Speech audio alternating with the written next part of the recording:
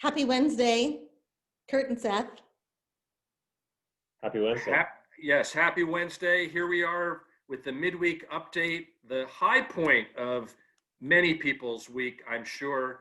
They're just waiting to see what we will talk about for the midweek update. Little do they know that we have that same question. What are we going to talk about? Every week. But we do have several things coming up. And as we think about, Thanksgiving's just around the corner, but get past Thanksgiving and we're just a few days from the beginning of Advent. And we have already decided as a congregation that we are not going to be back for in-person worship, and really are experiencing a lot of careful limitations to what we're doing in these next month and a half at least, and likely beyond that. So we want to talk a little bit today, yes, what's coming up immediately, but as we look toward Advent, what are some of the things that we hope to do to keep us connected in a time where things are strange and separated?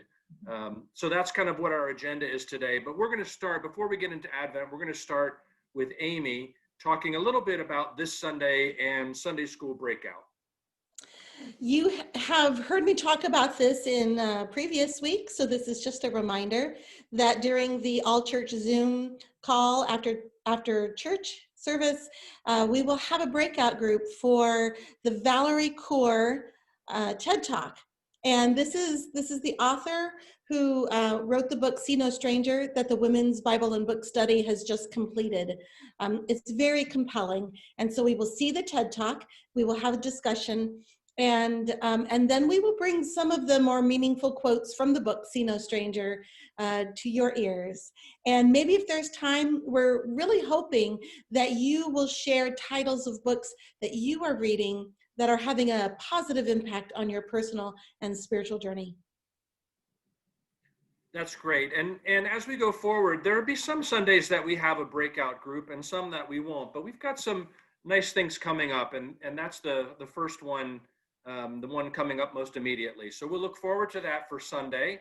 And then if we sort of shift a little bit toward a conversation about Advent, the first thing that I want to share is some people have been wondering about angel tree gifts, which is something we've done many years consecutively. What we've usually done is we've had tags that we put out on a table in the narthex, and you come to church on Sunday and you pick up a tag or two or three, and then prepare your gifts and bring them back to the church with the tag attached. This year, obviously, that's going to be different. The Angel Tree Project is going forward. Again, this year it's being managed by M.A. Heyer, the school nurse. She's the point person for that. The tags were distributed through the school, primarily at the school offices. People could pick them up. The applications. But the tags are now just about ready.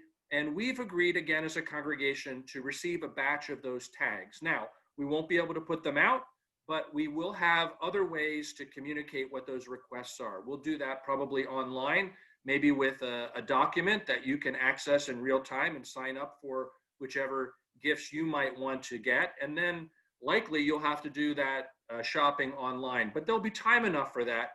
Just wanted you to know that we are doing that. The tags are coming to us, I think by the end of this week. And then we'll put together a plan and communicate how we will do that together so that we can reach out into our community in this time, like we usually do, but in this time especially, where there's just a lot of need in the community. So that's one thing that we wanted to mention. Seth, you have a couple of other things that you want to share with us, right? Yeah. So first off, I wanted to show you, we have some folks in the congregation who are willing to devote some time to preparing a gift for people in the congregation to companion them through the Advent season. And it is this kind of Advent candle set, this piece of wood, and then 5 candles. And so we're going to be distributing those to the people in the congregation and having those to go through the Advent season. Beautiful. So excited about that and distributing those to people in the congregation. What's the timing on that going to be, and how will the distribution take place? Yeah. So we will have these sets for people by the first Sunday in Advent. So we know that as far as the distribution goes, we're still working on that part, and we'll give an update on Sunday and the next midweek update about that. There may be a drive-through opportunity, like when people came and dropped off for the food pantry, where we might be able to deliver, and then some of them will be delivered. We recognize that some people can't get out there, and some may have to be mailed to folks as well. So there'll be some different ways to get those out. But yeah. And maybe another note, Seth, that people would be interested in is that some of those will be regular candles. Some of the sets will have regular candles, and some will have battery operated candles. We're aware that people at Timbercrest can't have lit candles in their rooms, and so we're going to make arrangements for that, right? Yes, yeah. These are wax ones, but there will be plenty of sets with battery powered for those that need to have that option. And we hope that people will have these and will be able to light these candles with us each week as we go through, or in whatever way they might choose to use them through the Advent season. We will, during worship, we will have some reflections about Advent. We'll have a time when candles will be lit by those persons who are giving those reflections. Those are going to be recorded and included in the live stream. And then we would invite people to have their Advent candle set and to light their candles along with us during worship. And just another way for us to be in the same space, even as we're not in the same space, but to be spiritually, emotionally, relationally in that same space in a symbolic way, and really in a very heartfelt and personal way. So what a great project. This is exciting. Yeah. And I just think it's a nice way for us to be together. And then the second thing is, you'll see some more announcements about this week, but sort of wanted to kick it off here, spreading the word about, we're going to do something with luminaries at the church. We're not exactly sure how that all will take shape. That is to be continued a little bit, but we are going to do something with luminaries, and we want your milk jugs, if you have anything, or any kinds of plastic jugs of any nature of that size that we could use for, like a gallon jug for making luminaries. So if you have those, we're going to create a space, but you could drop them off at the church right now, but we'll let you know when we have sort of a designated space for those. But we're starting to collect those in preparation for an event on December 6th. That'll be a Sunday. So in the afternoon, evening. So look for more details, but want to let people know about that opportunity as well. So Amy, save your apple cider jug and your milk jug, and I don't know, what other beverages do you have that come in plastic jugs? Just the cider. Yeah. Okay. Mm-hmm. And Seth, do you have a goal for how many of those jugs you would like to have, or is it however many we collect, we'll make that many luminaries? Yeah, I was talking about that with Dave Good today, about the space and how big that space was back there that we might do the walk-in, and we will tailor it to what we can get. Hoping maybe for 80, but we'll see what's possible. How much cider people drink, how much gravy people need to make with milk, how much cereal is consumed in the next 3 weeks. I guess we'll find out.